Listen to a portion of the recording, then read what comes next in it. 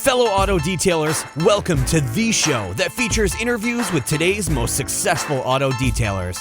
This is the Auto Detailing Podcast. Here's your host, Jimbo Balaam.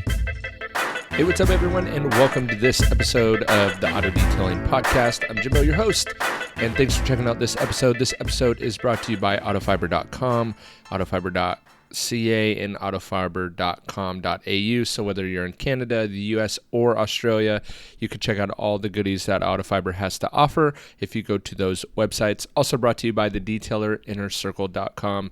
You know, I get asked a lot, where do I start in my detailing business? How do I grow it? How do I get clients? All these things, right? Or how do I build an asset that one day I can sell my business as an asset, not just the equipment that I use? And we have tons of modules. We have ongoing Q&A calls, marketing tips.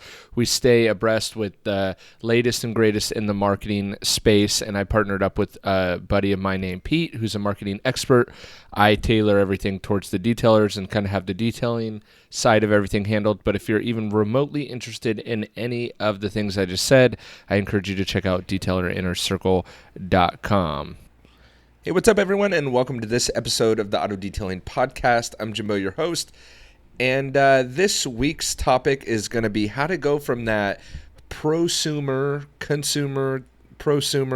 to full-fledged, quote-unquote, professional, which I guess has its own issues and could be its own podcast in and of itself. But this podcast was actually brought to my attention, and I know kind of this topic has been woven into multiple podcast episodes, but anyway, Gleam Auto Spa, and I apologize because I don't think you gave me your name.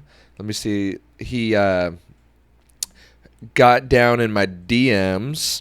I'm thumbing through them right here. Okay, I don't see his name, so I apologize. Anyway, he asked the question and he said, hey, do you have any podcast episodes with how to go from a prosumer to a professional? And I said, you know what? I don't really have like one specifically, but it's kind of woven in through the multiple conversations.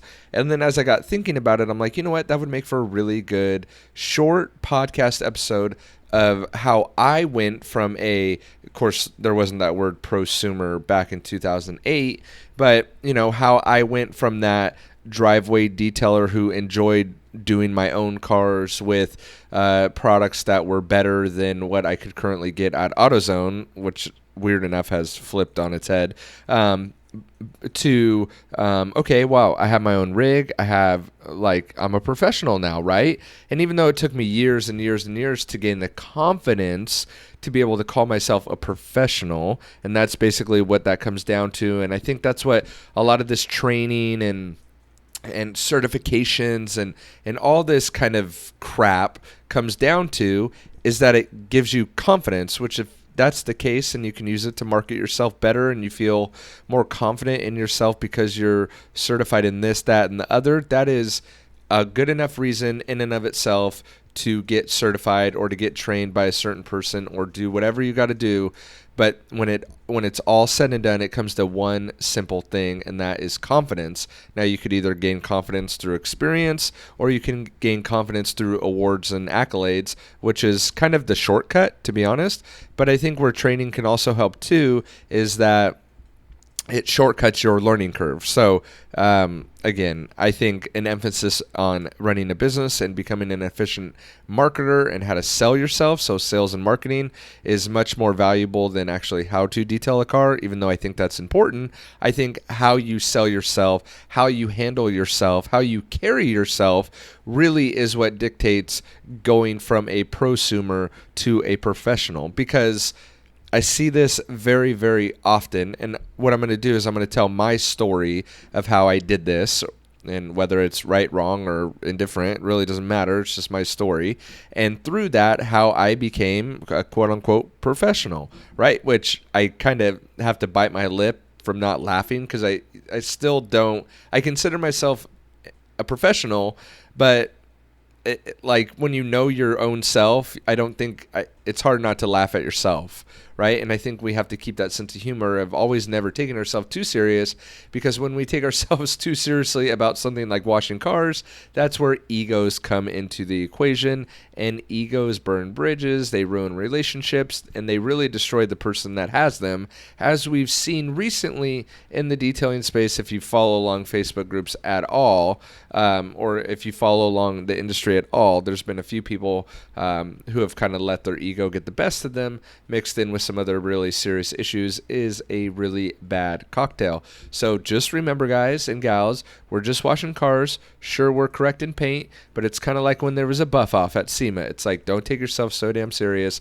It's only car paint. It doesn't really matter at the end of the day, right? So don't take yourself too serious, and freaking have fun with this. One of the problems I see when people go from prosumer to professional is it only takes a couple years before they get burnout and they absolutely hate it. And that's a big difference. The prosumer loves it, wants more of it. And that's why we generally make the jump. And that's what I did. I started washing my own car, detailing my own car. I really liked it. Thought, man, can I make a few bucks at this? I was 19 years old. Then I started, here's how you start. You do family cars, right? Hey, sis, want me to detail your car? Sure, not a problem. Everyone has a car that needs to be cleaned, usually. You detail your family's car, your brother, your sisters, your aunts, your uncles. And then once you gain a little bit more confidence and feel like you can charge for this, then okay, to backtrack, if you look at network marketing, also known as multi-level marketing, right? I don't like it. I don't agree with it. I don't like multi-level marketing at all. I've been pitched it one too many times, right? But if you look at their structure of how it's network marketing, it's multi-level marketing, it's marketing, right? So if you look at how they teach people to grow and expand their network of people to maybe sign on board to their supplement or hair shampoo or body wash or snake oil, how they do that and how they structure that is you work your closest connections outward. And the same thing can be done for you as the prosumer trying to become the professional, right? And I would say the only difference between the prosumer is the professional probably gets paid for it. The prosumer does not, right? So what qualifies you as a professional detailer? You actually go out there to people that you don't know and they pay you to clean their car. Boom, professional, that's it. Right? At its core, at its root, at its most basic form, that is it. Someone else that you do not know paid you to perform a service on their vehicle. You are therefore considered a professional, in my opinion. Easy enough, right? So if we take that same logic from the multi-level marketing community or the network marketing community, the names change every few years, you work your closest connections and then start to build the web outward, right? A spider starts in the middle and builds its web outwards. You do the same thing as a prosumer that is trying to become a quote-unquote professional. And so how I did it was I literally started with my sister's car. It was a 2008 Prius. That's what I started with tan carpets. And I started with the Pet Boys special, foaming carpet shampoo with the brush attachment to shampoo all the mats. And then whatever they had for cleaning and conditioning leather and Armor All and the basic stuff, the Dove wheel cleaners, like the basic stuff, right? Paste wax and all that. And luckily those products have gotten a lot better at the auto parts store, but just giving you some reference and context for when I was doing it. And so you start there, right? Then I did my mom's car, right? And then I worked at a restaurant and I did the manager's car. And that was the first client I ever had. It was a white Volvo with black interior, thank God. I spent like 4 hours on it and I made $80. And it was awesome because it proved my concept of like, whoa, people will pay for this, right? And I did actually charge my sister too, so there was that.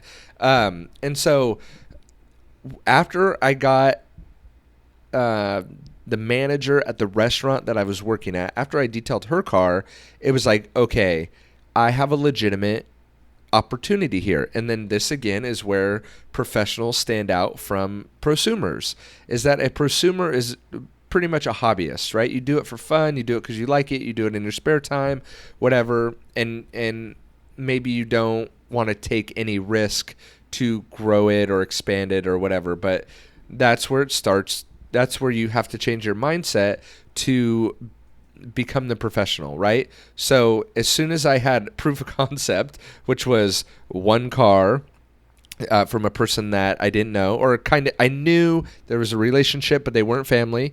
They paid me $80, and then my sister was happy with her detail, and so I'm like, okay, I got a couple people that said they're good. I think I threw in a neighbor's car there, and then all the while was maintaining my own car and kind of experimenting on my car and my parents' cars. And then I got to the point where I was like, okay, you know what? I'm 19. I'm living at home. I have virtually no debt. I had a car payment that was like $200 a month, but basically you have no overhead, no bills. And I was like, you know what? And I had a girlfriend. So if I'm going to take a risk, now is a really good time to take a risk. And so I borrowed $5,000 from my dad, because not only did I have no debt, I also had no money. So there's always that when you're 19. And so, because I probably spent all my money on food and like clothes and stupid stuff, right? So I virtually had no money to my name, but also no debt. So I borrowed $5,000 from the only person I knew that had money and would be willing to give it to me, which at the time was my dad. And so, and I searched high and low on Craigslist and eBay and all these places for a mobile detailing setup, because I kind of had thought in my head, let me get, what is the barrier to entry? This is all similar thoughts I think people have. You know, what is the barrier to entry to get into this for as cheap as possible, but also keep my overhead as low as possible while I get paid to learn? So as a prosumer, you probably have a ton of knowledge. Your detailing knowledge is probably on point there. You're most likely going to over deliver on every single detail, because that's just how you roll, right? You're a prosumer. And so I borrowed the $5,000. I kind of figured it out that I needed an enclosed trailer, because I didn't want to have the added expense of storing it at a storage place. But not only that, I didn't want to constantly have to go there every morning or every day or every afternoon to pick up the trailer and drop it off. So I'd be storing it in the driveway at my house. So I needed an enclosed trailer, because the trailer wouldn't fit in the garage, whatever. And so I found a trailer for, actually they wanted $5,500 or $6,000 or something, $6,500. But I found an enclosed trailer that was all set up. In fact, recently I found the bill of sale for it. It was really cool. I laminated it, and maybe one day I'll frame it. My bill of sale for buying that trailer has the date on it, May of 2008, from someone, Martinez, that I bought it from, and whatever. Anyway, so I bought the trailer, and then at the time, again, trying to branch out, now I had equipment. Now I could go out and really do other people's cars, right? Because I kind of looked the part, right? I wasn't just doing this out of the trunk of my car, which is not bad, and a lot of people do, and it's kind of not even frowned upon anymore. But back in the day, it was kind of like, it's kind of janky, right? But now it's like, whoa, I have this really nice white enclosed trailer. I look professional, which again goes back to my point of sales and marketing, is that sometimes you can look the part, marketing, and get jobs based on that. And I did, because after I got, so I don't want to get ahead of myself. I'll get to the first few jobs that I got. So I buy this enclosed white trailer with a pressure washer, a generator, even had chemicals, towels. I mean, I bought everything, right? $5,000. I was in business, right? Had to come up with the name. Wasn't smart enough. Landed on Jimbo's Auto Detailing, right? Seems simple enough. And then, so I had a girlfriend at the time who's now my wife, and her parents are kind of into cars loosely. And so I said, hey, I got this new setup. Want me to come clean your car tomorrow? And they were like, yeah. So I bought my trailer on a Wednesday. On Thursday, it luckily came with about a half a tank of water, of DI water. So I had about 50 gallons of water to mess with before I had to figure out how to get deionized water in there. So crazy to think back on this stuff, because so much of it has like worked itself out. Like, where do I get deionized water from? I had no idea where to get it back in the day. I found out through a neighbor where to get these tanks. I rented these tanks and had it. And it's like there was no CR spot list. There was no DI rinse. There wasn't as many detail supply stores that sold DI water. Crazy, right? Anyway, not to play I walked 4 miles in the snow and got frostbite on my toe to go to school, and now you guys get to drive Range Rovers. Not to try to do that at all and tell you how old I am or how long I've been doing it, because I really don't feel like that matters. So I bought my trailer on a Wednesday. On Thursday, I was doing my future in-laws' cars who happen to live in a neighborhood on a corner house. Now, in between Monday and Wednesday, when I bought the trailer and knew that I was going to be buying that trailer, I made a very simple 3-service service offerings page that I printed out and made copies of. There was 3 services: a wash and a wax, and a complete detail, right? Very, very basic. Small, medium, large size options with pricing right on it. Made it up in Microsoft Word, printed it out on an 8.5 by 11, made 100 copies, and boom, stuck it in the van or the trailer at the time. Because I figured, okay, now I'm getting a trailer. I'm going to go out there and I'm going to do work, and people are going to ask me for my menu and my pricing and blah, blah, blah. And here I can hand them this flyer, essentially, right? And so it was Thursday. I was out doing my future in-laws cars, and then they go, and so I got this rig, double doors in the back, door on the side of this 10-foot trailer. I'm looking like a professional, even though I kind of only know what I'm doing. And so a neighbor stops, because that's what happens when you're mobile. A neighbor stops and goes, "Hey, are you a detailer?" Mind you, I had 0 signage, 0 on the side. It was just a plain white trailer, right? And this lady stops and goes, "Hey, are you a detailer?" And I'm like, "Yeah." And she's like, "Well, how much do you charge?" Boom, pulled out my flyer. "Here you go." She goes, "Okay, I want a complete detail." It was $175, right? She goes, "When can you do it?" I said, "Well, my schedule's pretty open. I could be there tomorrow morning." She goes, "That'd be awesome." It was a Toyota 4Runner. I think it was like a 2000 Toyota 4Runner. She wanted a complete detail.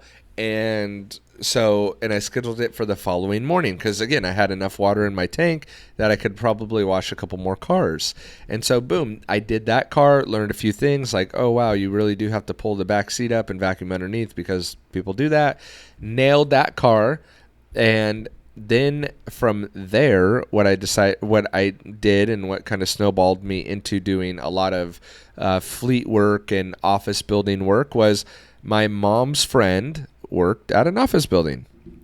And she says, "Hey, we have this guy that comes, but, I don't know him. I don't really care. If you want to come and wash my car instead, I'll ask around the office and see if anyone else wants their car done." That'd be great. And, what was her name? Her name was Sherry, I think. Maybe her sister's name was Sherry. I don't know. Anyway, she had a sister who also worked in that same office building. Boom. I had 2 cars right off the bat. Again, starting with my inner circle and working my way out, building my web from 1 person, 2 people, 3 people, 4 people, boom, building the web. So when I went to Sherry's office building the following Wednesday, because what we actually did is their guy came every other Wednesday, and so I was going on the off Wednesday, right?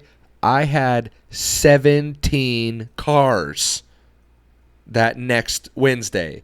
17 cars. It was so many cars, in fact, that I had to split it up into 2 days because I wasn't used to that, right? And then that's where my friend Gray came along, who still hangs out at the shop, because I'm like, "Dude, can you help me?" Like, we were the ones that were doing cars together. I was like, "Dude, can you come help? Like, I got 17 cars to do. I'm freaking buried, and I'm still working at the restaurant, And so mainly washes, a couple wash and wax, a little detail here and there. But I had 17 cars, and then that snowballed into, we don't really like the guy that's here. We're going to let him go. Do you want to come have this account instead? Boom, had my first office building, right? And so all the while this happens, you gain more and more and more confidence. And then what also happens is this is where you need to be able to know how to detail cars, right? You get into places because of your sales and marketing and relationships and connections. You keep the account because of your ability. Where a lot of detailers have it wrong, and where I like to rant a lot, and I'm glad this has kind of come up, is that where detailers have it wrong is they think they get the new hybrid, they think they get the new Rupes, they think they get the new pressure washer, they think they get the CR spotless, and they get the setup, and they spend thousands of dollars, and they set up, and then they go, wait, where are my customers at? What happens? Wait, just because I have a Rupes, just because I have a this, just because I have a Kranzel, just because I have this or that or this rig or that, I don't get customers from that? And the answer is no. No. Or I'm certified in this and certified in that and have this certification and this, no one can be in this territory and blah, blah, blah, blah. No. That's not where you start. You start by getting clients in your door, and then you show your skills. But no customer cares if you even have insurance. I can count on one hand the amount of times people have asked me for insurance. Never. It's always been a corporate building that is just checking a box to make sure I'm covered. I've never once had a retail customer ask me for my insurance. I have it. I carry garage keepers now, liability, all 9, just in case. But in the beginning, well, I don't want to go there on record, but no one asked for it. Okay? Read between the lines on that one. No one ever once has asked if I'm a certified detailer. Never once. No one ever has asked, who trained me? Where'd you get trained? Did you go to school for this? How about that instructor? What are the credentials of that instructor? What do they do? Never once. You know why? Because they don't care. Because it doesn't really matter. Who does it matter for? Us. For our confidence, or for us when we're at SEMA to be like, yeah, check out my patches. Check out my binder full of certificates. Oh yeah, I'm this qualified and this certified and this, I have this much territory.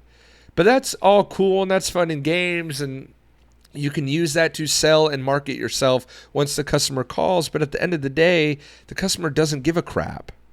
The customer wants to connect with a person that they found who is reputable, who has good reviews online, who knows what they're doing. But you need to be able to sell and market yourself to that customer in the first place before they even call you, right? And yes, I know what you're saying. You can use all those certifications and all that stuff to help sell yourself online before you even get the phone call.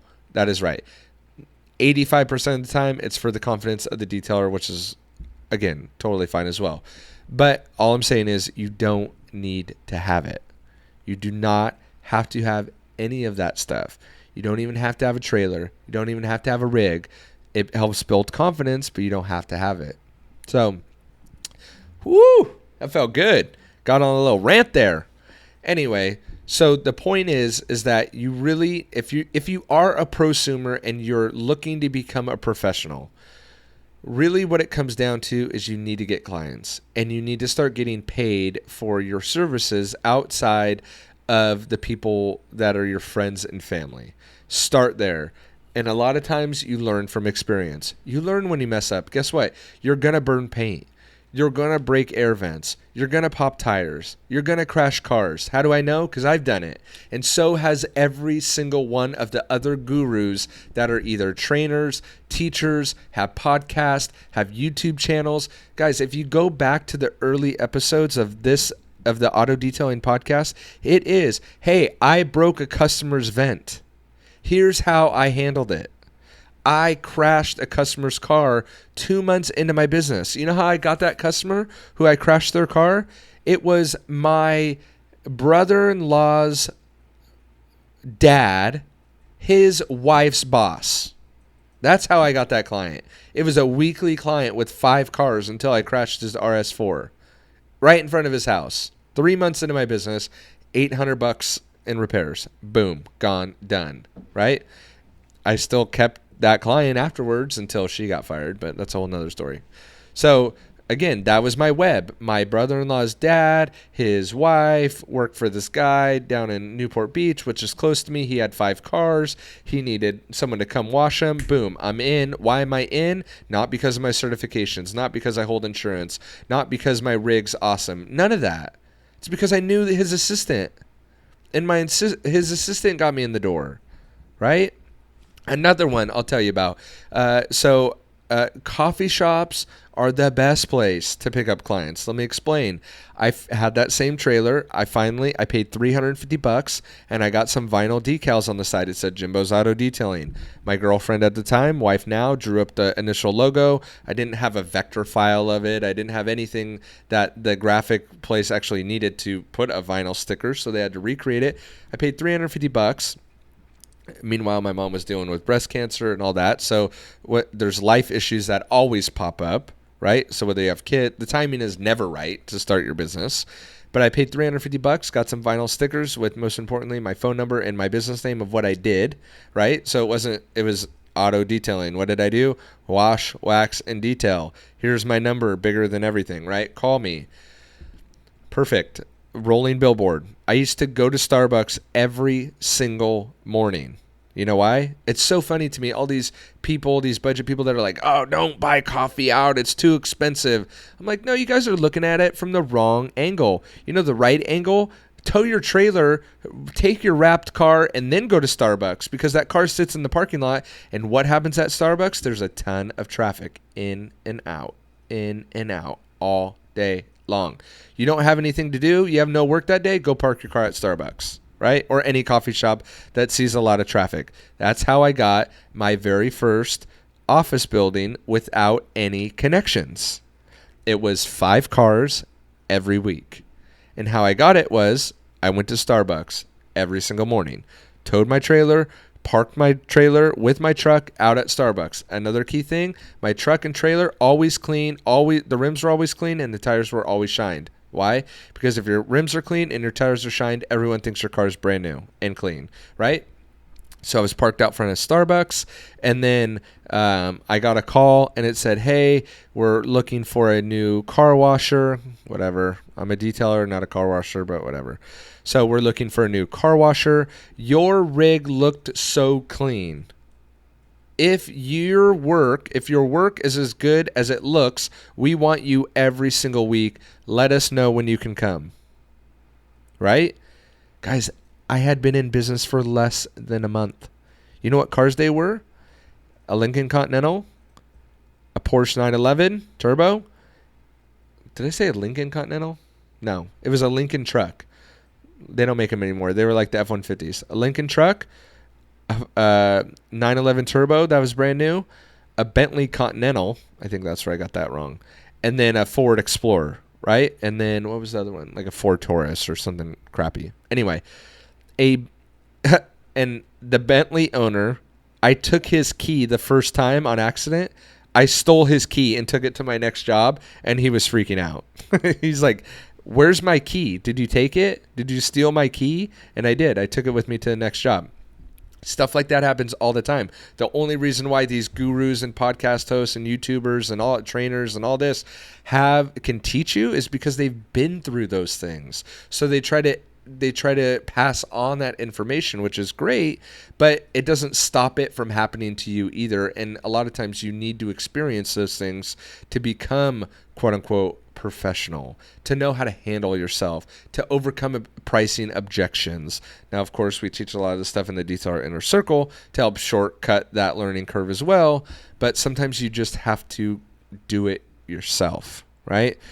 So how do you become a professional from a prosumer? Is you get clients. How do you get clients? Is you start with friends and family and work your way out.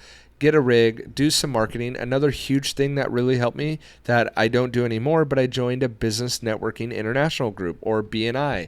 It's not an MLM. It's a networking group with other professionals. They have Toastmasters and there's a few other ones all around the world, but I happen to join a BNI. Now that exposes you to a bunch of business owners that pass referrals to each other, and a car washer / detailer, whatever you want to call yourself, is a really easy referral. And the whole basis of that network is to pass referrals. Now, you being the easiest one to pass referrals, you get a lot of referrals. See how that works? Easy way to get clients. Anyway, I told you this was going to be a short podcast episode, and I went on a few rants, but I really wanted to get that out there, really wanted to get a podcast episode out there kind of to tell my story again for all the new listeners. And this podcast has been going almost 5 years, guys, and I haven't told my story in a really long time. So for the new listeners, there's a little tidbit of my story. If you want to hear more of that, let me know. I don't know how interesting it is, but that, in my opinion, is how you can go from a prosumer to a professional. I hope you guys enjoyed that episode. For more, follow me over on my YouTube, youtube.com/jbalaam. You can always just go to autodetailingpodcast.com/YouTube, and that will redirect you over there. Do a ton of cheap versus expensive. I test claims that are on labels and have a ton of fun with products. I kind of keep it consumer-centric over there, where I keep this very much professional. But anyway, hope you guys will check that out. Let me know what you thought about this episode. You can slide in my DMs at Jimbo Balaam on Instagram or at the Auto Detailing Podcast. Slide in my Instagrams. I try to get back to each and every one of you. But I hope you guys enjoyed this episode, and I will catch you guys on the next one. See ya.